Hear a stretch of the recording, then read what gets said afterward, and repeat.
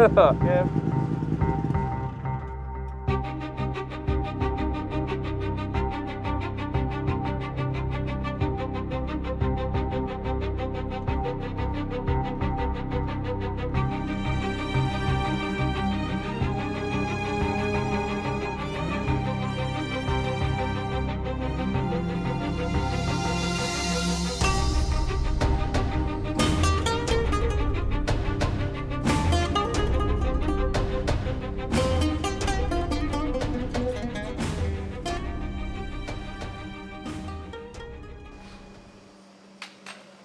ايه ايه رايك؟ تمام، بس ممكن اجرب مره تانية، هنحتاج كده عشان كان عندي مشكله في الدريفتنج، كان بحس انها تفلت مني قوي. بص يا معلم، التغييرات اللي عملناها في السسبنشن هي اللي حسستك الاحساس ده. يعني 3 4 لفات كمان هتلاقي التايرز سخنت منك. يعني اللفه الاولانيه ما نسخنش. قول له معلش. جرب كمان مره. لا فعلا لا، انا مت من الحر يا جماعه. طالع فيني كذا ليه؟ خليها بكره. خلاص ماشي بكره توكلوا على الله. يلا. في إيه يا ابني مالك؟ في ايه؟ حر ايه؟ حر فعلا. انت ليش فيها يا عم المسيطر؟ طيب يا اخويا، عندك النهارده بالليل؟ ولا حاجه، بروح البيت بتجيني جنيفي تنظف الشقه، برتب شنطتي، عندي بكره سفر لجده، وفاهمك يا صايع. فهمني والله ولا فاهم اي حاجه. عادة ممكن احيانا بتفهمني، لكن المره دي خيشت منك يا معلم. ليش عندك؟ مفيش والله، انت ظلمتني، بس اعمل حسابك انت الظلم ده هتعوضه. ها يا عم ايش عندك؟ مفيش، كنت عايزك تيجي معايا كده حوار. راح مشوار مهم جدا. فين؟ راح اجيب الدبل. لا لا لا لا لا لا لا لا مبروك. كيف اقنعته؟ كيف اقنعتهم كلهم؟ مفيش يا عم، بسياسه الضغط، اضغطها خلاص. وضغطت؟ مامتها بقى عملت فيها فردوس محمد وامين هننزل بعض، بنتي وانا بكبر ولازم اجوزها واطمن عليها. الحمد لله. قعدوا يدوروا على شاب ما لقوش احسن من طارق طبعا. يعني ما لقوا ارجل منك. بس انا ظبطتك، بايه؟ قررت اجوزك امها. تعالى انا موافق. تعالى والله هتعجبك جدا. حسين عمك.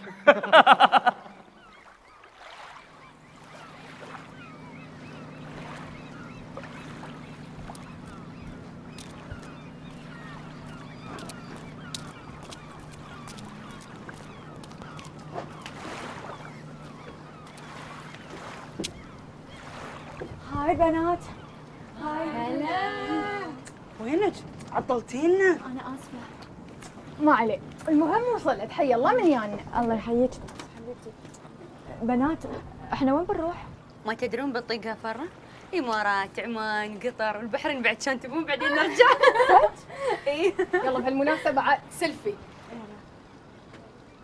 والمتأخرة خلفي. تشيز. في ايديك قوة تهز جبال، في ايديك قوة وعليك صبر وطول.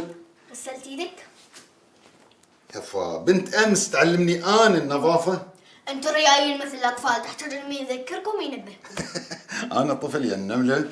يا بنت ليلى. جعلت يا حلوة، مو قصدي مداعبة بريئة ولا. زين خلصيني، وين حريم البيت؟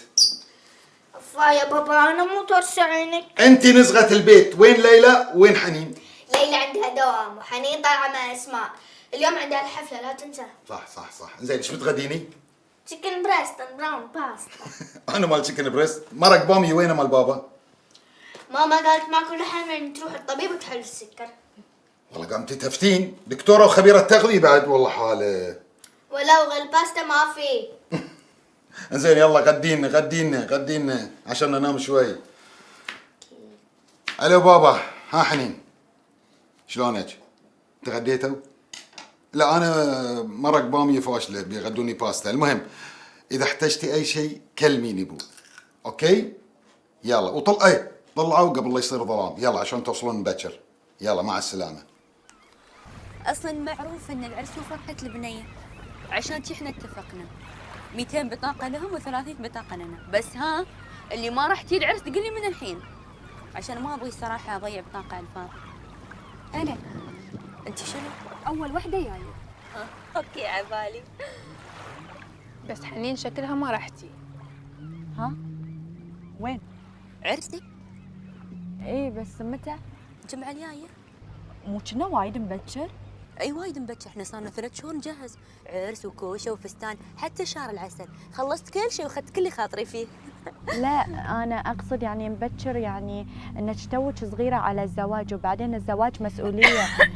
الواحده بهالعمر ما يصير تتزوج، يعني لازم تكون قد المسؤوليه، مو صح؟ اولا الناس يقولون مبروك، وثانيا ما راح اسمح لك على هذا التعليق لانه طاف وقته. لو كنتي معانا كان عرفتي اني انا صار لي سنه مخطوبه. اصلا هذا ذوق مني اني اعزمك، انتي معروف عليك لا تحضرين لا مناسباتنا ولا افراحنا، ولا واحده من رفيجاتي جات وزارتك في بيتكم. وبعدين يا ماما انتي صغيره وانتي الياهل، شوفي شكلك كيف. الصغيره هي اللي اهلها يودونها ويجيبونها، والصغيره هي اللي تحط عجفه، والصغيره يا ماما هي اللي مدثره نفسك، والمغبره واللي موديلها خلاص انقرض من زمان.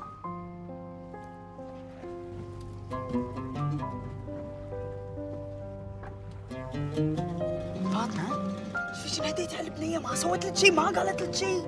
انتي بس اسكتي، اصلا انا من بطه شبي منها من زمان، من بدايه السنه كلها تم ساكته، بس يوم تتكلم ما شاء الله عليها لسانها كله ينقط غباء وقله ذوق. مو كذي عاد. انت وايد خذيتي كلامها بحساسيه واحرجتيها. لا يا فاطمه بصراحه انت حيل هوسه عليها. انتوا كلكم قمتوا علي الحين.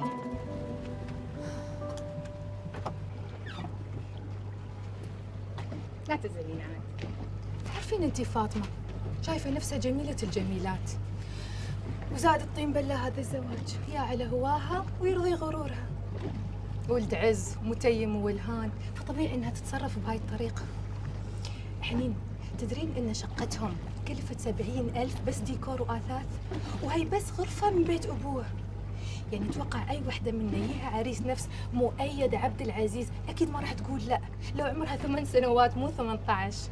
فالظاهر ان هي فهمت ان انت غايره منها بس. زين احنا متى بنرجع؟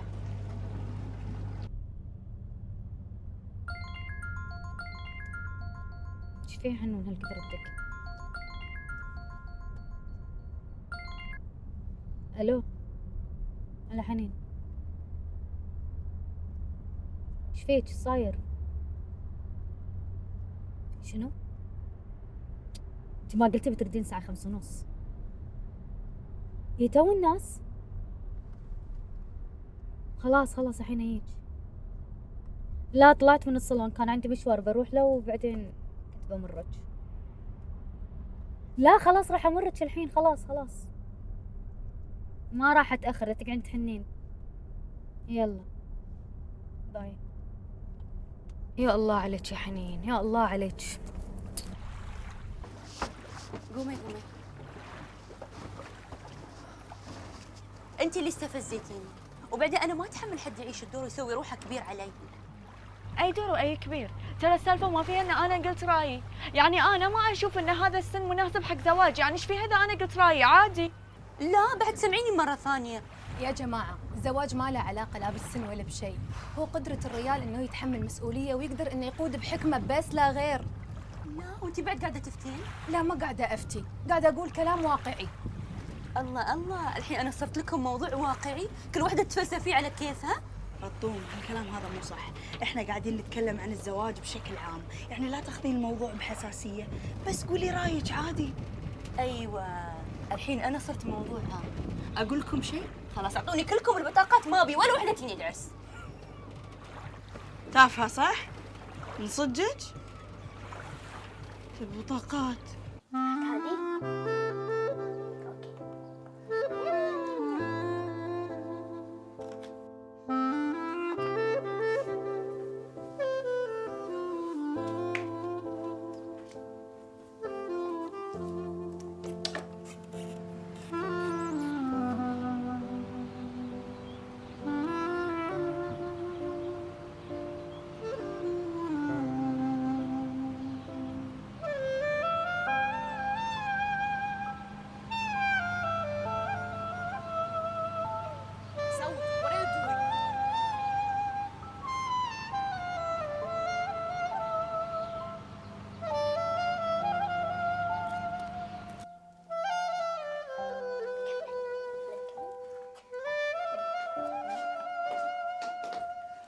شلون مديرة منزلنا الجميلة؟ الحمد لله. انت شلون كان يومك؟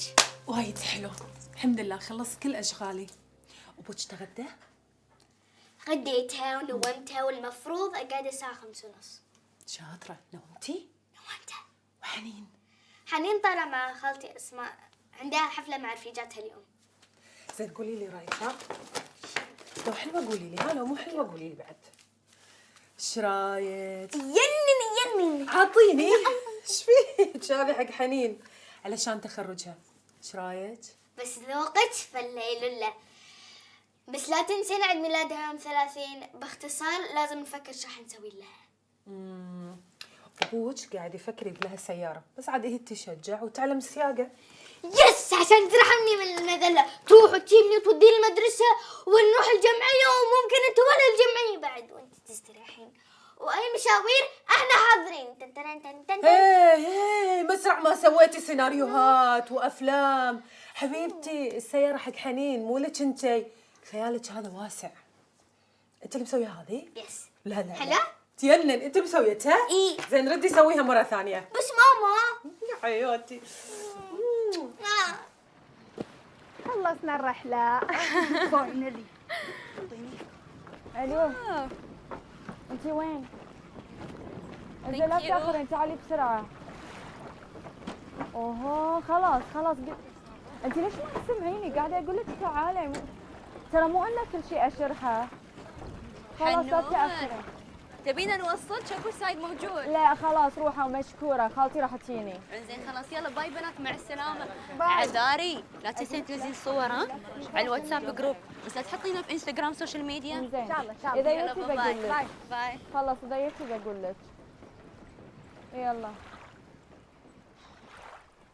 صراحة حنين انتوا غريبين، سنة كاملة مع بعض وبنفس المدرسة وبكل شيء، وأول مرة تتجمعون، أول مرة يعني يصير بينكم سوالف حكي وتفركشون الموضوع كذي بسرعة. بصراحة هذا اندلدل إنه تأثير جبار. انا شكو، ترى هم اللي ما يتحملوني ولا يتحملون يسمعون مني شيء. بصراحة الموضوع يضحك. قولي شنو مسوية؟ ايش هببتي؟ ما سويت شيء، بس كانوا يسولفون بموضوع عادي وانا قلت رايي عصبوا علي. مو مهم. لا حول ولا قوة إلا بالله. غربلتوا العالم، الله يغربلكم. غربلتوا العالم، كل يغني على مصالحه. الله يفكنا من شركم. علامة أبو البنات زعلان. يدي هد عنك الراديو، لا تقعد تكدر نفسك وتتضايق. عطها اف ام وانت ترتاح يبا. وعليكم السلام ورحمة الله وبركاته. ايش عندكم؟ مبروكة محظوظة. أنا أقول لك يبا، هد عنك هذه الأخبار اللي ما تسر، هالأيام ما في شيء يسر. والله كلامك عدل يا يبا، كلامك عدل. الأخبار ما تسر، اللي نسمع كله ما يسر، ولا الأخو يذبح أخوه. بس عاد ايش اسمع بالله؟ مو الأفهم اللي قلت عنه، لا الأفهم شو فيها شيء، لا أنا بسمع الإذاعة الشعبية اللي تقدم الأصوات، السامريات، أبو فهمي أو الدوخي، الله هذه الشغلات الحلوة. انا اقول لك يدي لا تسمع الاخبار لان راديوك ما يطلع الا الاشياء والنكد. اقول اعطيني ايبادك. صدقت يا ابوي. شنو؟ ايباد. الحين راح اشغل لك شيء صدق يطرب. لحظه. من بتتصلين فيه؟ لا يدي. اسمعك الحين اغنيه تونسك وايد. هني؟ ايه. يلا.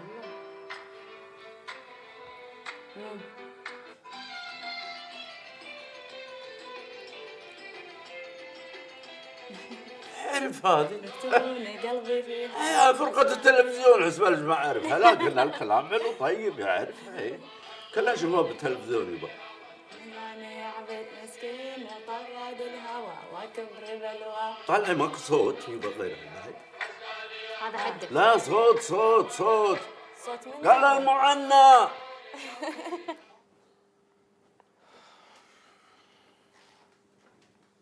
يا ابني انت عبيط. ليه بقى يا حبيبي؟ جايبني انا معك ليش؟ مو المفروض خطيبتك هي اللي تجي وتنقي دبلتها؟ والله يا ابني انا نفسي مش فاهم ليه هي ما جاتش. البنت انا وهي طول عمرنا عايشين مع بعض، متربيين سوا، رايحين جايين مع بعض عادي. مامتها ومامتي اصحاب من اكتر من 30 سنه. مره واحده بقى يا معلم كل ده اتغير اول ما اتخطبنا. بقى في قوانين وحظر كده غريب. وقالت سبحان الله اكتشفوا مره واحده ان انا ولد وهي بنت، فيعني ما ينفعش الحاجات دي. طيب في ظل الحظر اللي قاعد تعيش فيه يا باشا، عرفت مقاس اصبعها كم؟ عيب عليك. 6 طبعا، بس بصراحه هي اللي مغشاني يعني. وحش، دايما مضبط امورك. شوف انا اقول ان هذا حلو، ناعم، مرتب واليجنت. هو فعلا مرتب. مرتبين. والله يا حبيبي. حتدفع يا وحش. طب هي تحب النكشه الناعمه ولا الفصوص ولا؟ والله يا غلبانه مش تفرق معاها ولا نقشه ولا اي حاجه. ممكن الاثنين يعني، احنا هنشوف الارخص. انت شكلك حتدفع. والله انت اللي هتغرمني. بطل حركات عفيف يا طارق. عفيف يعني عفيف هيدفع من جيبه. والله لو كانت معاك هتلاقي ارخص حاجه لبنتي. شوف حاجه كده خفيفه، نجيب لها محبس مثلا. بص انا ده عاجبني بس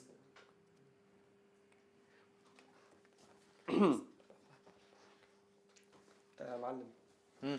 في ايه؟ نقيت؟ انا نجيت. انت بتعمل ايه؟ في ايه؟ طب ما تنقش. ما نقش في إيه؟ انت حاسس ان انت هتعكسها. بتعمل ايه يا ابني؟ اخذت شيء بسيط لريهام. لا بجد بتهزر. لا يبقى اشوفها.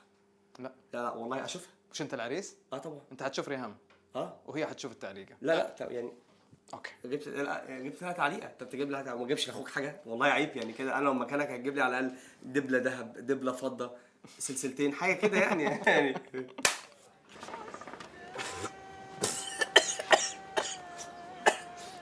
ايه ده؟ ايه ده؟ كح يا اخي انت ما تستحي على وجهك. ليه بس؟ كم مره اقول لك يا اخي اكره اطلع معاك بسبب الدشيشه والدخان. بعدين رجال ايش طولك ايش عرضك وتعرف مصلحتك، قاعد تشيش وتدخن. وبعدين هذا اصلا موضه قديمه. ايه علاقه ده بايش طولك ايش عرضك؟ ممكن افهم يعني؟ اي كلام كده وخلاص. ان واحد بعمرك وبمكانتك ورياضي لازم يعرف مصلحته. لازم يعرف ان التدخين هذا الشيء اصلا صار قديم، والترند الحين ان الواحد يروح الجيم. كم مره قلت لك تعال معاي، ان الواحد يهتم بصحته، ياكل اكل صحي. يا ابني وانا قاعد مع تيتا في ايه يا حبيبي بقى؟ ما تهدى. اشرب قهوه طيب ولا دي هتقول لي فيها كافيين؟ انت غريب يالا. يا ابني الموضه ما بيختارش، بيه كده قدر من عند ربنا. يا الواحد مش هيموت بسبب سجاير ولا بسبب شيشه ولا بسبب سندوتشين كبده. قدر وقت ما يجي هيخبط ويختارك ويقول لك تعالى. لك بسام تعالى مكانك مش هنا، تعالى معايا. فالك ما قبلناه والله يا طارق. ايه؟ ما له داعي الكلام هذا، هات الشيشه. قررت؟ حبيبي اخويا.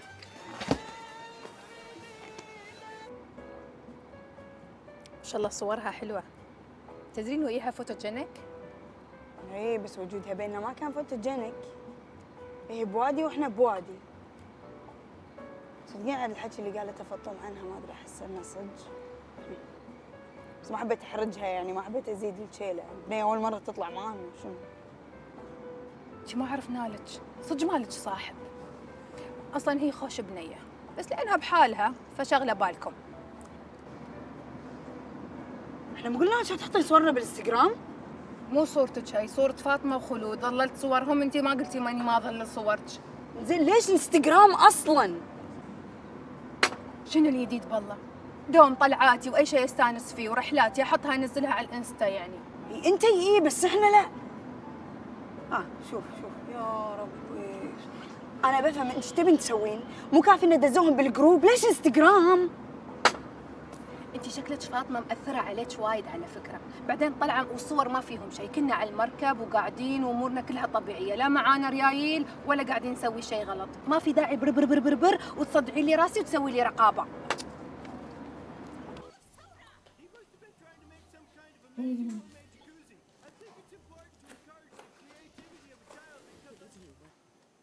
ليش بابا كان قاعد طالع؟ ما عليه بابا صبري شوي. حنين ايش قررتي؟ شنو؟ الجامعة. ما ادري بابا، مليون الف شيء في راسي، مو عارفه شنو اختار. عيست وانا افكر. بس بابا من الحين اقول لك ترى ابي شيء سهل. شيء سهل؟ يابا 88% وتفكرين شيء سهل؟ اللي ابي 50% وين يروحون طب؟ هذه نسبة الثانوي العام غير امتحان القدرات بابا. اي بابا، ما انا مليت وتعبت من الدراسه، خلاص الطاقه اللي عندي كلها خلصتها ايام الدراسه. الحين ما فيني شده ولا اللي مقاقة دراسه بعد. شوف انتي شنو تبين وشنو تحبين تشتغلين كذي يعني. ترى انت كلش مو شغلك. شلون مو بشغلها؟ كلامي صح. يعني تتخرجين تقعدين في البيت ما يصير بابا. ادري بابا، كل اللي تقولونه في بالي اوريدي، بس مو عارفه، هم محتاره وما عارفه شنو اختار. Again follow your passion. انت ما تفكيني من فلسفتك. حنونة حنون حبيبتي، هذا تخصص العمر. حياتك الجاية كلها راح تنبني على هالاختيار، عشان كذي لازم تفكرين عدل. وانت ما شاء الله عليك عندك ميزة وايد حلوة، مجموعك كبير، يعني يفتح قدامك كل الكليات، صح؟ مو هذه المصيبه، من خيرك حيرك. ليش بابا مصيبة؟ صلى على النبي الله يخليك. للحين عندنا وقت، للحين عندنا وقت حق تقديم البعثات بابا، الاوراق تو الناس. زين سمعيني، انت تخصص تاريخ، جغرافيا، لغة عربية، لغة انجليزية، مو صوبك، صح؟ ابدا، ابعد ما يكون.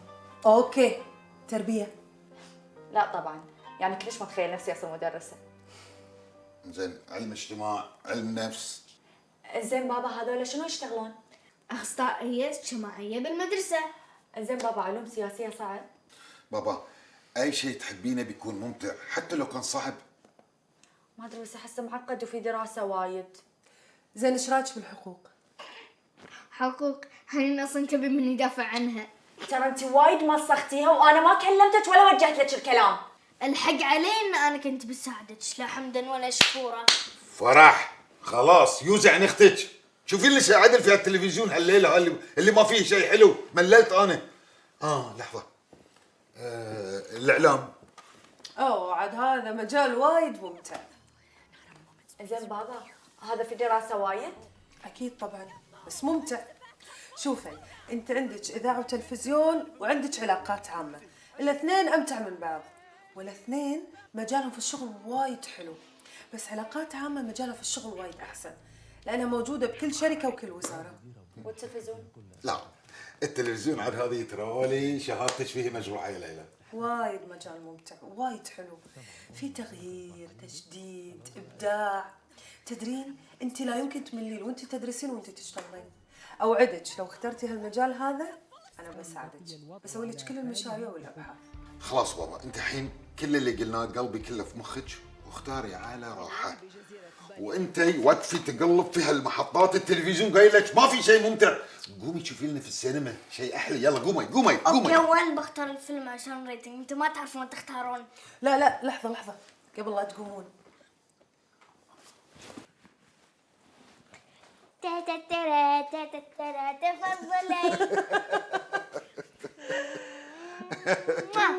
حياتي حبيبتي، كل عام وانت من نجاح لنجاح. شهادة الثانوية هذه نقطة تحول بحياتك، لكن بعدها في عالم ثاني مختلف تماما، عالم الجامعة، وهم هذا نقطة تحول بحياتك. وإن شاء الله يا رب من نجاح لنجاح ومن تحدي لتحدي. وانت قد التحدي يا حبيبتي، اهم شيء تشوفي قدام دائما. ان شاء الله بابا. يلا افتح الهدية، يلا شوف. يلا افتحيها. يلا عاد يلا عاد يلا. مشكورين. شنو مشكورين؟ لازم اشوفها عليك. يلا البسيها. ما علي، راح البسها بس مو الحين، وقت ثاني وبرويك اياها.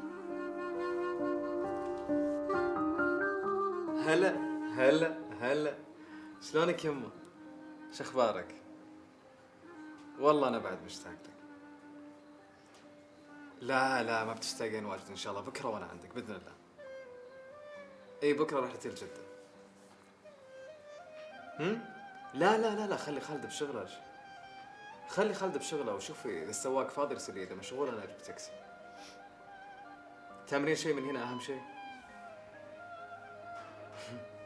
ايش دعوه يمه؟ اكيد جبتها. اي رحت الشارقه وجبتها.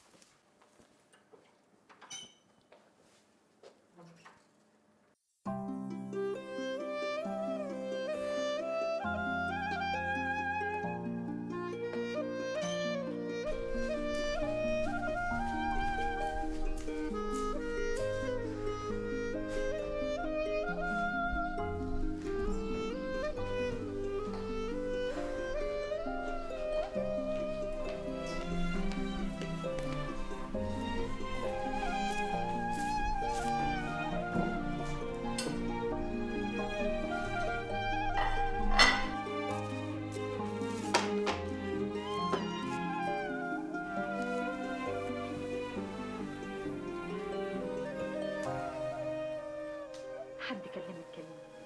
زعلانة من حاجة في المدرسة؟ لكن في حاجة يا ماما كنت قلت لك. وانت بتقولي لي حاجة يا حبيبتي. سميحة، أنا أمك ما تخبيش عليا. مفيش حاجة يا ماما. غلبتيني معاكي يا سميحة.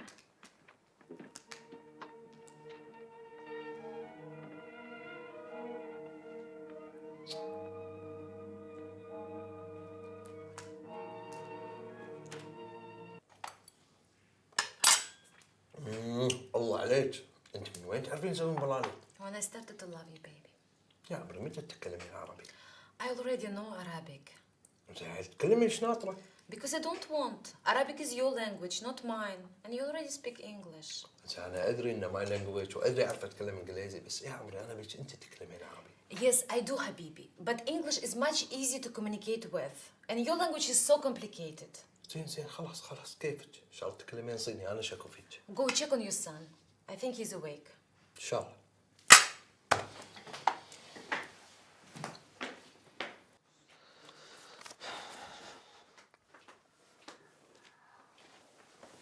انت ما تقول لي حضرتك ليش للحين مو نايم؟ بقيت أبي تلفزيون في غرفة. نعم؟ تلفزيون بالغرفة؟ ها. اخلص نام، يلا نام. أبي غرفة تلفزيون. ها وبعدين وياك انت، يلا اخلص حط راسك نام، يلا.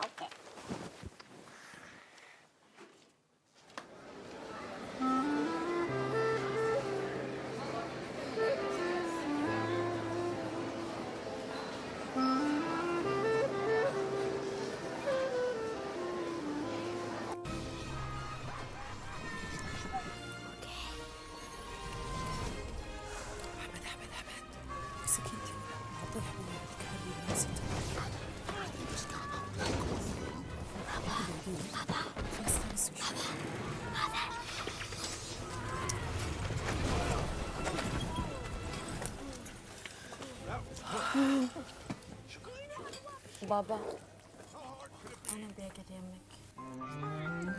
أبي أقعد يمك. إيه حاضر حبيبتي من عيوني. يا سلام. صوتك شوي. يلا تعالي.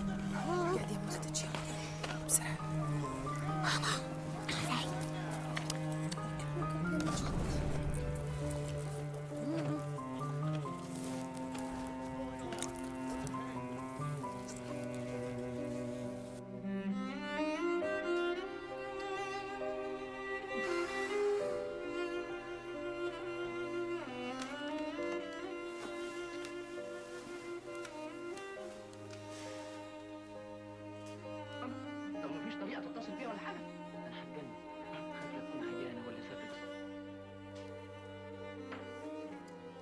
أبوكي حيكلم الدكتور النهارده عشان يجي يشوفك. ليه يا ماما ولا عين؟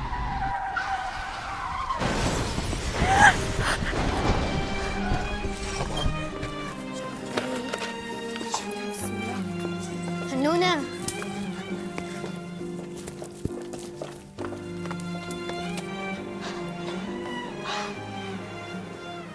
بابا خذيني نفس وطلعي، خذيني نفس وطلعي. خذيني نفس. حبيبتي بسم الله عليك بسم الله عليك بسم الله عليك الرحمن الرحيم. هدي بس هدي. وين ماي؟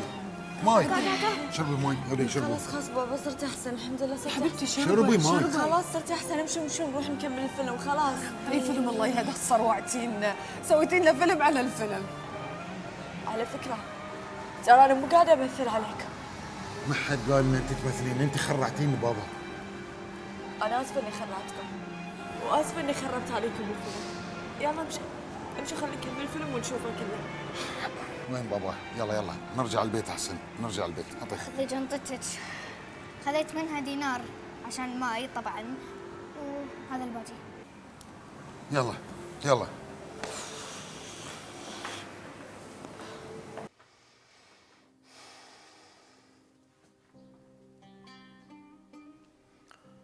من ردينا البيت وانت ما تكلمت ولا كلمة واحدة.